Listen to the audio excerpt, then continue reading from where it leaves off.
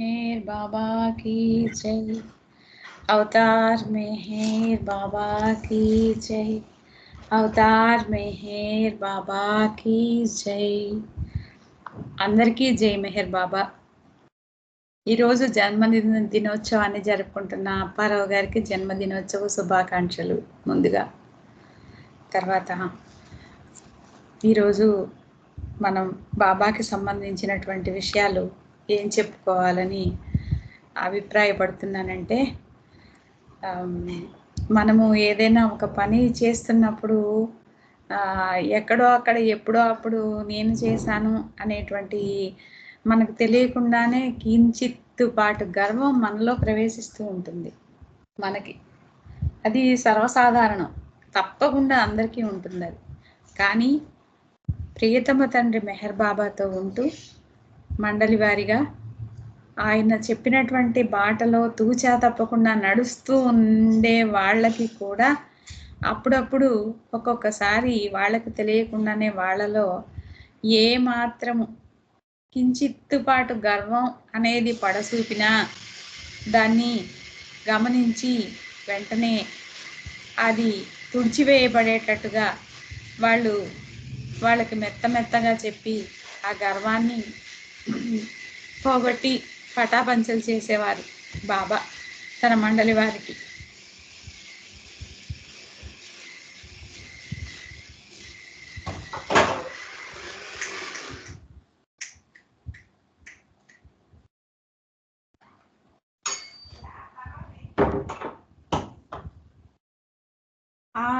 వాటికి సంబంధించినటువంటి కొన్ని విషయాల్ని, బాబా మండలి వారికి సంబంధించినటువంటి విషయాల్ని, ఏ సందర్భాల్లో ఎప్పుడెప్పుడు ఎవరిలో ఏ విధమైనటువంటి గర్వం అనేది ఈషన్ మాత్రం అంటే చాలా తక్కువ, కొంచెం ఏమాత్రం గర్వం అనేది పడసూపిన. ఎందుకంటే మనిషి అన్నాక గర్వం లేకుండా ఉండడు, దర్పం లేకుండా ఉండడు.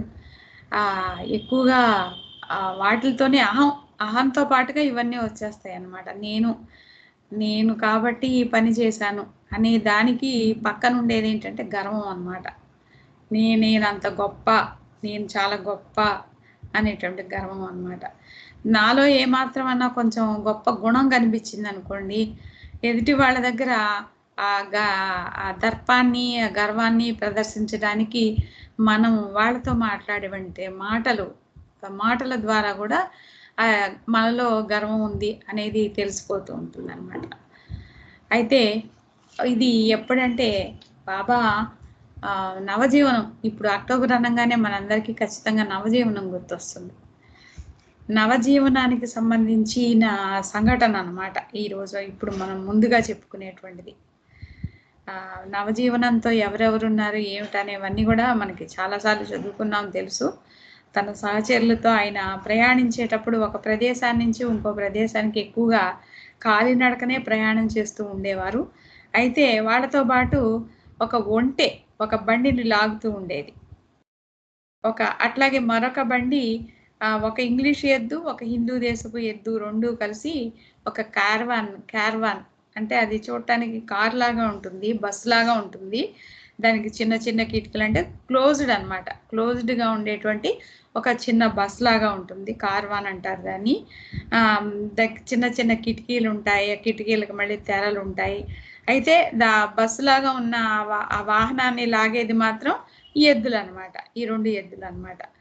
ఇంకా బాబా గారితో పాటు స్త్రీ మండలి వాళ్ళు ఉండేవారు కదా, మణి, మెహ్రా, మెహ్రు, గోహెర్, వీళ్ళ నలుగురు స్త్రీ మండలి ఉండేవారు కదా, వాళ్ళు కూడా అలా నడుస్తూ ఉండేవారు. అయితే ఈ బస్సుని, ఈ కార్వాన్ని ఎక్కువగా ఈ స్త్రీ మండలి వాళ్ళు రాత్రిపూట నిద్రించడానికి ఉపయోగించేవారు అనమాట ఈ కార్వాన్ని.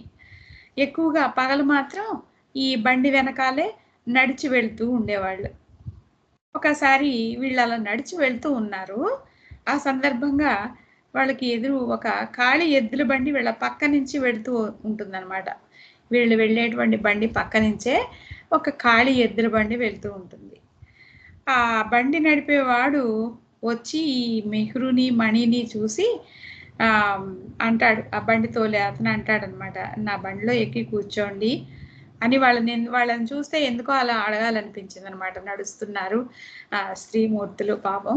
కొంచెం సేపు నా బండి ఖాళీగానే ఉంది కదా, కొంచెం సేపు వీళ్ళు ఎక్కి కూర్చుంటే నా బండిలో వెళ్ళాల్సిన చోటికి తీసుకువెళ్ళొచ్చు అని చెప్పి నా బండిలో కూర్చోండి తీసుకెళ్తాను అని అడుగుతాడా అతను, ఎవరో అపరిచితుడు.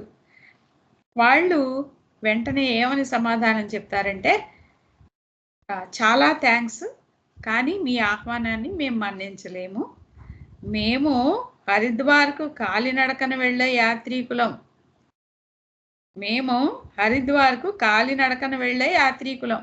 అందువలన బండి లాంటి దాని మీద మేము ఎక్కం, మేము నడిచే వెళ్తాం అని కొంచెం దర్పంగా సమాధానం చెప్తారు. కించిత్తు దర్పం అన్నమాట అది. కొంచెం దర్పంగా చెప్తారు. అయితే వాళ్ళని చూస్తే ఇతనికి ఎంతో గౌరవభావం ఏర్పడి వాళ్ళకి నమస్కరించి అవును వీళ్ళెంత గొప్పవాళ్ళు అన్నట్లుగా అతను ఫీల్ అయ్యి అతను ముందుకు వెళ్ళిపోతాడు. ఆ వ్యక్తి అలా వెళ్ళాడో లేదో ఒక 5 నిమిషాలకి బాబా స్త్రీ మండలిని పిలుస్తారు. చప్పట్లు చేర్చి వాళ్ళని పిలిచి మీరంతా ఈ కార్వాన్లో ఎక్కండి అంటారు. బాబా ఎక్కమంటే ఇంక ఎక్కి తీరాల్సిందే కదా కార్వాన్. ఎక్కండి.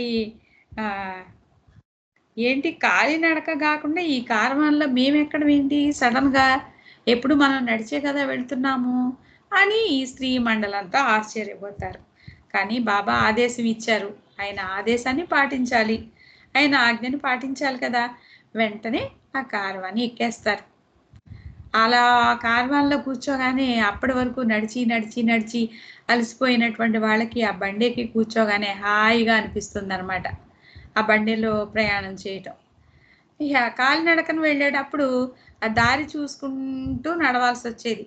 ఆ పక్కనే ఉంది, ఈ పక్కనే ఉంది, జాగ్రత్తగా నడవటం, దారంట చూసుకుంటూ నడవాల్సి వచ్చేది.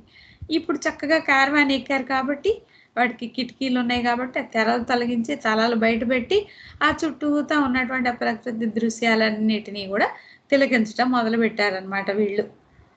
అయితే కొంచెం సేపటికి ఈ బండి వీళ్ళు ఎక్కినటువంటి కార్వాన్ ఏదైతే ఉందో అది అంతకుముందు వీళ్ళకి కనిపించాడే ఒంటెద్దు బండి, దాన్ని దాటుకొని వెళ్ళిపోతోంది.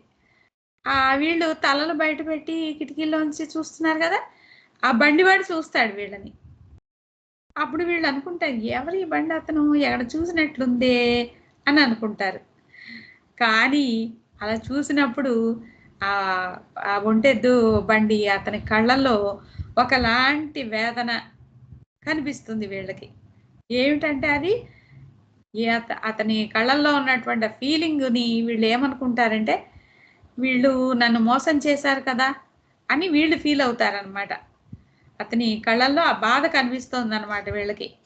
అప్పుడు గుర్తుకొస్తుంది, ఎవరా అనుకుంటున్నారు కదా, అవును ఇందాక మనల్ని ఎక్కమన్నాడు కదా, అప్పుడేమేమో మేము గొప్పగా మేము ఎక్కము, మేము యాత్రికులు హరిద్వార్కి వెళ్తున్నాం, మేము నడిచే వెళ్తాము, ఏ విధమైన వాహనాలు ఎక్కమని కొంచెం కించిత్ గర్వంగా చెప్పాం కదా అని చెప్పి గబాల చటుక్కును గుర్తుకొచ్చి ఆ కిటికీల నుంచి పెట్టినటువంటి తలలు లోపలికి పెట్టేసుకుంటారు వెంటనే.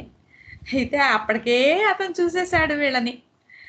వాళ్ళలో పొడచూపినటువంటి ఆ దర్పానికి ఈ రకంగా బాబా గర్వభంగం చేశారు. అయితే మరి కాసేపు ప్రయాణం చేయించారా ఆ పూటకి, లేకపోతే 2-3 గంటలో 4 గంటలో ఆ బండి మీదే ఉండనిచ్చారా? లేదు. ఇక ఒక 5 నిమిషాలు అసలు పని అయిపోయింది. వాళ్ళల్లో ఉన్నటువంటి గర్వభంగం చేసేశారు ఆయన. ఇంకా వెంటనే ఏం చేశారు, దిగండి అన్నారు. ఇంకా చాలు, బండి మీద ప్రయాణం చేసింది చాలు, ఇంకా నడవండి అంటారనమాట. వెంటనే కబురు చేస్తారనమాట. కొద్ది నిమిషాలకే, ఈ సంఘటన జరిగినటువంటి కొద్ది నిమిషాలకే ఈ రకంగా మెహర్ ప్రభు తన దగ్గర ఉన్నటువంటి వారికి వారి యొక్క ఏ విధమైనటువంటి వాళ్ళల్లో ఈశాన్ మాత్రం కూడా ఏమీ లేకుండా ఎంతో క్రమశిక్షణతో క్రమశిక్షణకే ప్రాముఖ్యత ఇస్తూ ఆ కఠినమైనటువంటి తర్పీది ఇచ్చినట్టు ఉంటూ వాళ్ళని మార్గంలో నడపటం అనేది జరుగుతుందన్నమాట. అక్కడ ఒక పక్కన ప్రేమతో ఆదరిస్తూ ఉంటారు. ఆ ప్రేమతో ఆదరిస్తున్నప్పుడు ఎక్కడన్నా వాళ్ళ మనసుల్లో ఏమాత్రం అహంకారం కానీ గర్వం కానీ ప్రవేశించిందా, ఏదో ఒక రకంగా దాన్ని మెత్తగా ఏదో శుతి మెత్తనగా వాళ్ళకి అది ఆ గర్వభంగం చేసేసేవాళ్ళు అనమాట. ఇదొక సంఘటన అనమాట. ఇప్పుడు మరొక సంఘటన చూద్దాం. అదేంటంటే మనందరికీ తెలుసు, చాలా మందిని చూసాం మనం ఈ రిచ్ గారితో.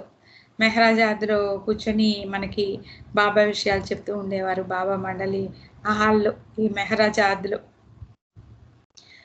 రిచ్ ఎంత గొప్ప సేవ చేస్తారో మనందరికీ తెలుసు. బాబాకి సంబంధించినటువంటి స్నానం ఏర్పాట్ల దగ్గర నుంచి ఆయన గది ఓడవటం, ఆ పెరడు ఓడవటం, మరుగుదొడ్లు శుభ్రం చేయడం, బాబావి అవన్నీ కూడా చేస్తూ ఉంటారు ఆయన. చాలా సంవత్సరాలు అనేక రకాలైనటువంటి పనులన్నీ చేస్తూ ఉంటారు. ఇవి అక్కడ వరకే కాకుండా ఆయన సంరక్షణే కాకుండా ఇంకా బయటకు వెళ్ళి బజారు పనులు, కారు డ్రైవ్ చేయటం, కార్లను శుభ్రంగా కడగడం, తను డ్రైవ్ చేసే కారే కాకుండా ఇంకా ఇతరుల కార్లను కూడా శుభ్రంగా చేయటం, వాళ్ళలో ఆ కార్లలో పెట్రోల్ ఉందా లేదా అనే చూడటం, ఇంకా బజారు పనులు, ఇలా ఇంకా ఇదంతా ఒక ఎత్తు అయితే మస్తులను వెతికి రావడం అనేటువంటి పని. ఈ పనులన్నీ కూడా ఆయన చేస్తారు. మనం తెలుసుకుందాం, చదువుకుందాం ఆ విషయాలన్నీ. ఆ ఈరిచ్ గారు ఆ రకంగా చేసేటువంటి పనులు చేసేటప్పుడు అప్పుడు యువకుడే ఆయన, చిన్నవాడే, బాగా ఆరోగ్యంగా ఉండేవాడు, చాలా బలంగా స్ట్రాంగ్గా కూడా ఉండేవాడు అనమాట. మంచి శక్తివంతుడిగా కూడా ఉండేవాడు అనమాట. అయితే ఎంత శక్తివంతుడైనప్పటికీ కూడా, ఎంత బలాఢ్యుడైనప్పటికీ కూడా ఒక హద్దు ఉంటుంది కదా. ఒక్కొక్కసారి బాబా చెప్పేటువంటి ఆ పనులకి, అబ్బా ఏంటి ఇంత కఠినంగా ఉంటారు బాబా, ఇంత శ్రమ పడుతున్నారేంటి నన్ను అని చెప్పి కొంచెం ఎక్కడో అక్కడ ఏదో ఒక సందర్భంగా ఫీల్ అవుతున్నటువంటి సందర్భాలు కూడా ఉండేవి. ఎందుకంటే ఒక పని పురమాయిస్తారు, ఆ పని ముగించుకొని వచ్చారో లేదో వెంటనే మళ్ళీ ఇంకో పని, అంటే ఏమాత్రం విశ్రాంతి అనేది తీసుకోకూడదు అనమాట. ఆ పని చేసుకొని ఎంత అలసిపోయి తిరిగి వచ్చి కొంచెం సేపు రిలాక్స్ అవుదాం అనుకుంటాడు, మళ్ళీ ఏదో ఒక పని చెప్పేసి 10-15 మైళ్ళు సైకిల్ మీద తొక్కుకుంటూ వెళ్ళి ఆ పని చేసుకురమ్మనేవారు. ఈ రకంగా బాగా అలసిపోతూ ఉండేవాడు. ఒకరోజు అట్లాగే పాపం బాగా అలసిపోయి ఉన్నాడు. అయితే అతని లోపల ఒక ఫీలింగ్ అనమాట, నాకు చాలా బలం ఉంది, నాకు మంచి ఆరోగ్యం ఉంది, ఎట్లాంటి కష్టాన్నైనా నేను బాబా కోసం ఎదుర్కోగలను అనికని ఆ లోపల అదొక ఫీలింగ్ ఉంది. మరి అది ఆహానికి ఒక పెద్ద దెబ్బే కదా, దాన్ని తొలగించాలి. ఒకరోజు బజారు పనులన్నీ కూడా చూసుకొని అలసిపోయి వచ్చాడు. ఏ పనైనా చేయగలను, బాబా చెప్పిన పని చిటికలో చేసేయగలను, నాకు అసలు అలసట అనేదే లేదు అని ఫీలింగ్, నేను మంచి ఆరోగ్యవంతుడిని, దృఢకాయుడిని అని ఫీలింగ్ అనమాట. అయితే ఒకరోజు ఏమైంది, బాబా చెప్పిన పని చేసుకుని వచ్చేసాడు. బాగా అలసిపోయాడు. అమ్మ ఇవాళకి చాలు, ఇంకా బాబా ఏం పని చెప్పకుండా ఉంటే బాగుండు, శరీరం తట్టుకోలేదు, చాలా అలసిపోయింది, ఇంకా నేను విశ్రాంతి తీసుకోవాలి అని అనుకున్నాడో లేదో వెంటనే బాబా పిలిచేస్తారు.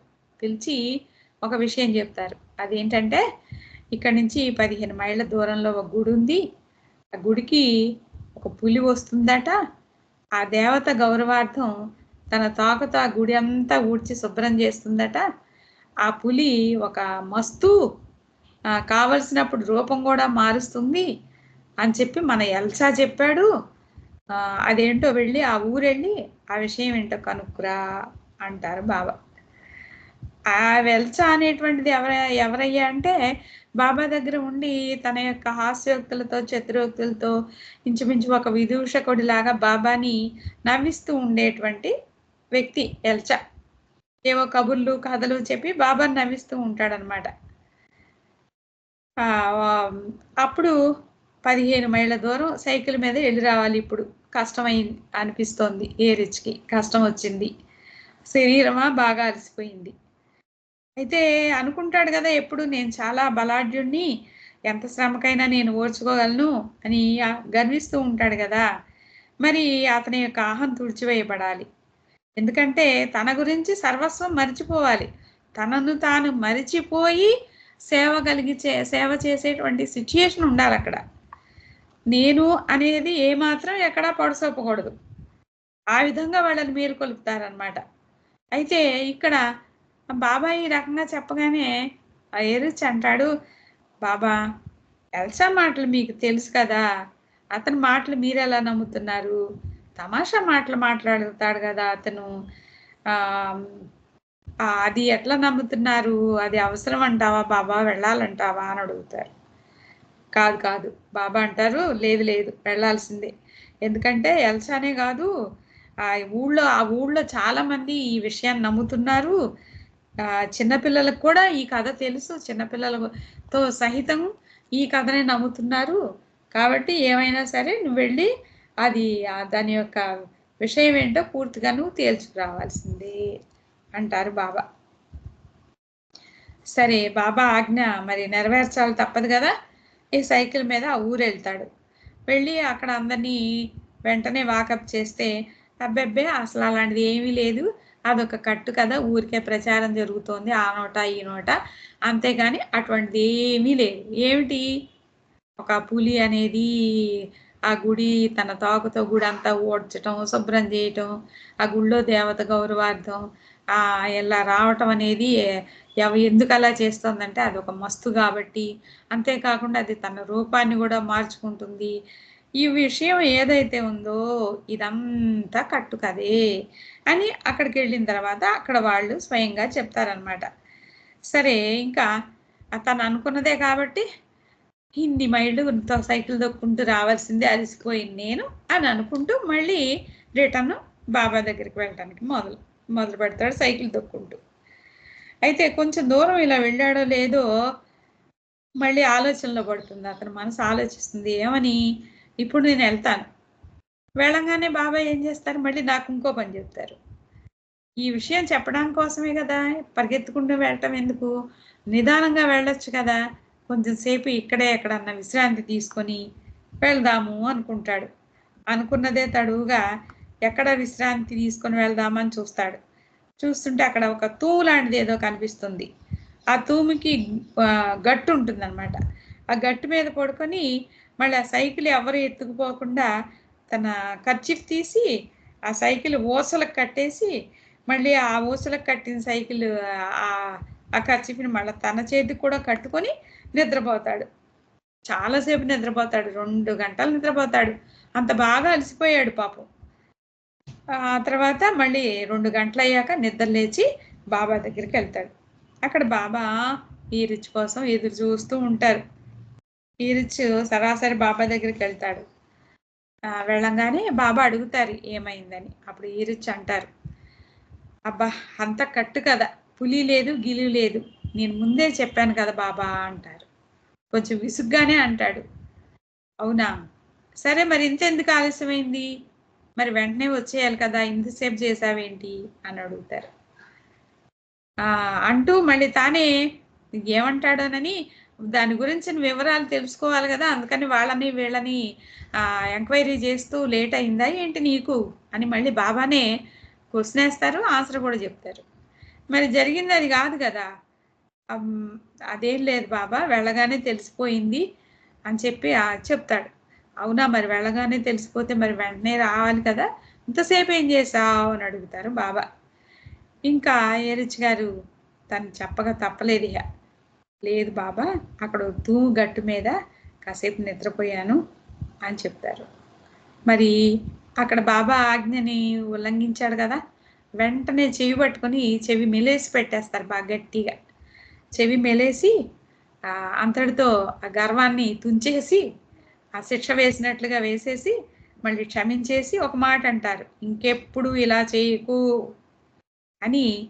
ఆ రకంగా ఏరిచిని క్షమించేయటము జరుగుతుంది క్షమార్థ హృదయంతో.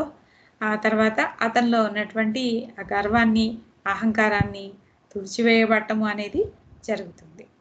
అలాగే మరొక విషయం ఇదేంటంటే మనందరికీ తెలుసు, బావు కల్చూరి గారు చిట్ట చివరి మండలి సభ్యులు.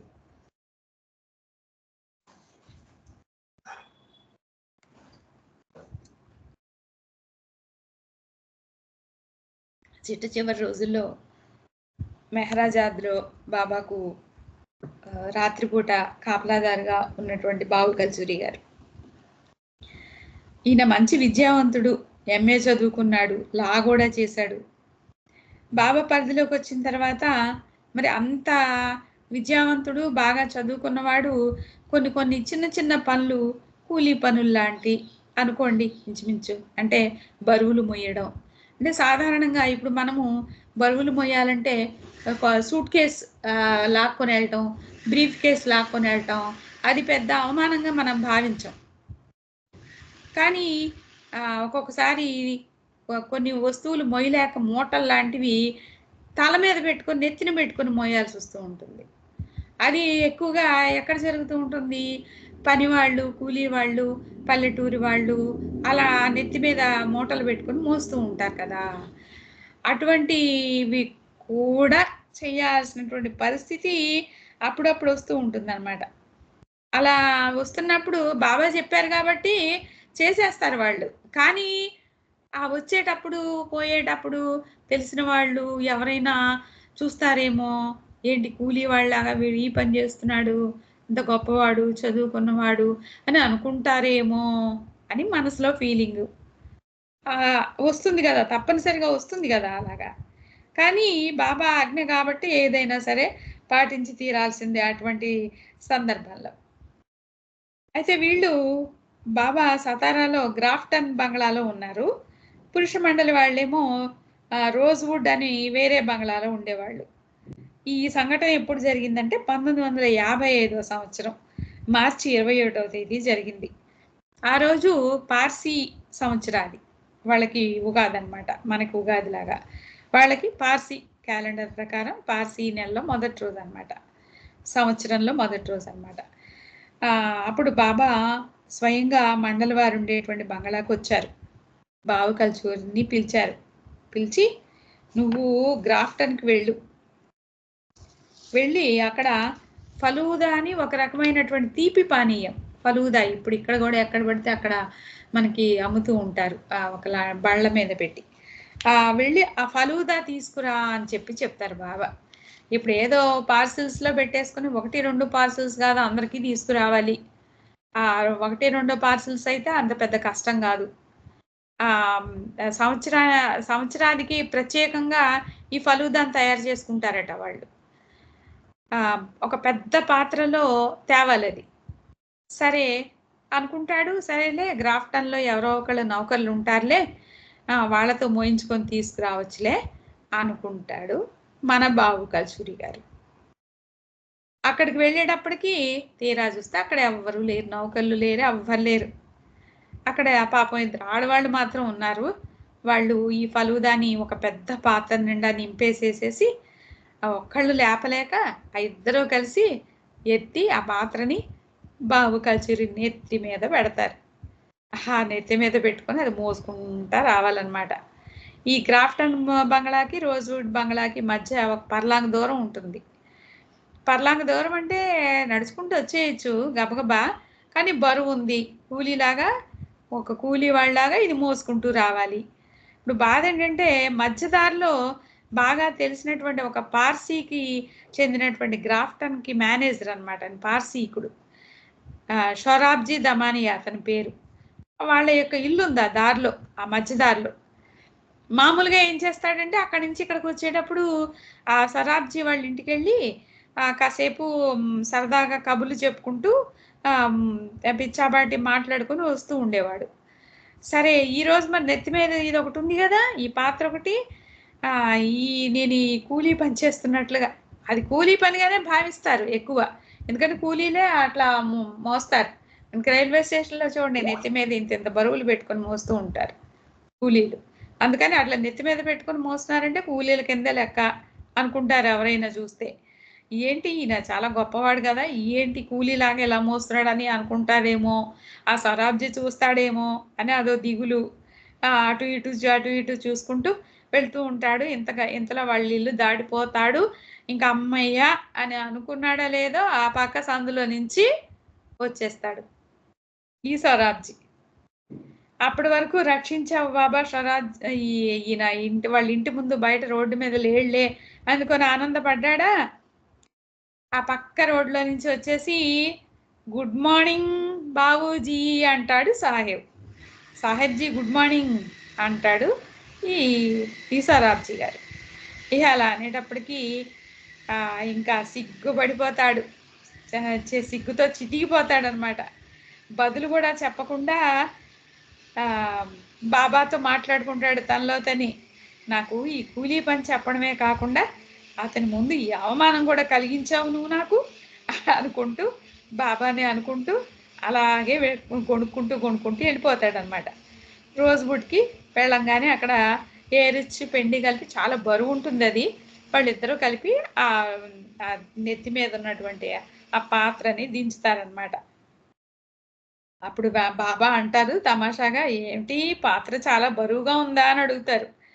అప్పుడు ఈరిచ్చి పెండు చెప్తారు, అవును బాబా పాత్ర చాలా బరువుగానే ఉంది, పాపం ఇంత బరువు మోసాడంటే నిజంగా చావవలసిందే, ఎంత కష్టపడి మోసాడు, చాలా బరువు మోసుకొచ్చాడు పాపం అని చెప్పి వాళ్ళు సానుభూతి మాటలు మాట్లాడతారు ఈరిచ్చి పెండు.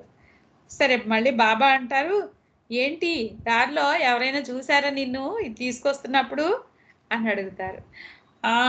చూశారు బాబా అని చెప్పి ఏడుపు ముఖంతో సరాబ్జీ చూసినటువంటి విషయం చెప్తాడు. మన బాబు కల్సూరి చెప్తారు. ఇక అవన్నీ అక్కడ ఉన్న వాళ్ళంతా పక్క నవ్వుతారు అనమాట. ఏంటి అప్పుడు బాబా వెంటనే, ఏంటి నీకు సిగ్గు అనిపించిందా అని అంటారు. అవును బాబా చాలా సిగ్గేసింది బాబా అంటాడు బాబు కల్చూరి గారు. అప్పుడు వెంటనే బాబా అంటారు, ఇతరులు చూస్తారేమో అని ఈ రకంగా సిగ్గుపడేవాడివి నువ్వు నాకు విధేయత ఎలా చూపించగలవు? ఈ ప్రపంచం దృష్టి పరంగానే నువ్వు ఆలోచిస్తున్నావు. వాళ్ళు చూస్తే ఏమనుకుంటారు, వీళ్ళు చూస్తే ఏమనుకుంటున్నారు. ఇది నా ఆజ్ఞ కదా, నువ్వు చేసేది నా కోసం కదా. నాకు విధేయత పాటించేటప్పుడు వాళ్ళ గురించి వీళ్ళ గురించి అసలు నువ్వు ఎందుకు ఆలోచించాలి, ప్రపంచం గురించి ఎందుకు ఆలోచించాలి అని మళ్ళీ వెంటనే ఏం చేస్తారు, అక్కడ గరిటితో ఒక గిన్నెలో, వేరే చిన్న గిన్నెలో ఆ పలుదా పోసి ఇది తీసుకెళ్ళి ఆ సరాబ్జీ గారికి ఇచ్చిరా అంటారు. మళ్ళీ బావు కల్చూరికే పురమాయిస్తారు మళ్ళీ ఆ పని. ఇంకా బావు కల్చూరి ఆ సరాబ్జీ ఇంటికి వెళ్ళి దాన్ని అందజేస్తారు. అప్పుడు అంతకుముందు గబగబా మాట్లాడకుండా సమాధానం చెప్పకుండా తిరిగి వచ్చాడు కదా, ఇప్పుడు సమాధానం చెప్పాలి. సమాధానం చెప్పడానికి అనువుగా ఆయన ప్రశ్న అయినే వేసేస్తారు ఆ సరాబ్జీ గారు. ఏంటి అంత బరువు మోసుకెళ్ళావు, ఏమి మీకు నౌకరు లేరా ఏంటి అని అడుగుతారు. మరి బాబా చెప్పినటువంటి విషయాన్ని గుర్తు చేసుకుంటూ మన బాబు కల్చూరి అంటారు, మేమంతా బాబా సేవకులమే, బాబాకి సేవకులం మేమే, బాబాకి అన్నీ మేమే, కాబట్టి సర్వెంట్స్ కాబట్టి బాబా ఏం చెప్తే అది మేము చేస్తాం అని చెప్పి చెప్తారు అతనికి. మళ్ళీ తిరిగి వస్తారు. తిరిగి వచ్చిన తర్వాత మళ్ళీ అడుగుతారు బాబా ఏమన్నాడు సరాబ్జీ అని. జరిగిన విషయం అంతా బావు కల్చూరి బాబాకి చెప్తారు.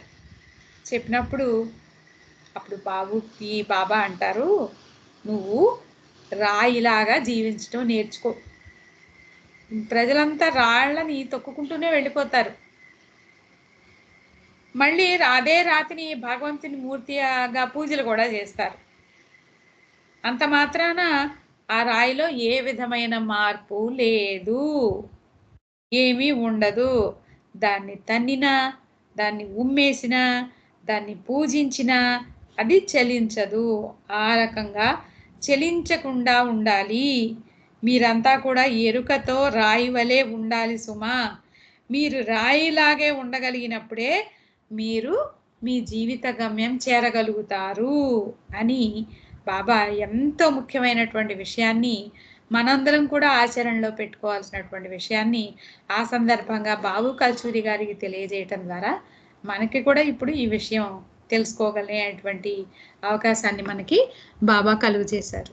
జై మెహర్ బాబా అండి అప్పారావు గారు. అవతార్ మెహర్ బాబాకి జై. మరొకసారి మీకు జన్మదిన శుభాకాంక్షలు అండి. జై బాబండి సత్యవతి గారు. నా బర్త్డే విషెస్ కూడా చెప్పిన ధన్యవాదాలు. ముందుగా ఇప్పుడు మీ స్పీచ్ చాలా బాగుందండి. ఇప్పుడు పన్నగేశ్వర మిషన్ ఒక సంకేతం చేయాలి.